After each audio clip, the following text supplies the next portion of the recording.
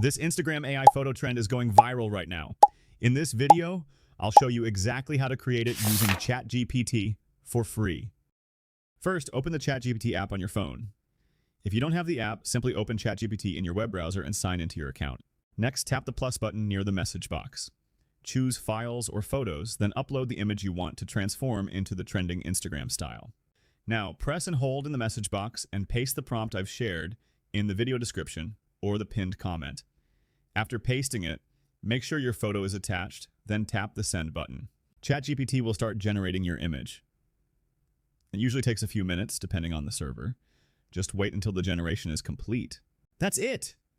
You'll get a stunning cinematic Instagram-style image with realistic motion blur and professional lighting, just like the viral trend. If this tutorial helped you, don't forget to like this video, subscribe for more AI editing tutorials, and check the description or pinned comment to copy the prompt. Thanks for watching.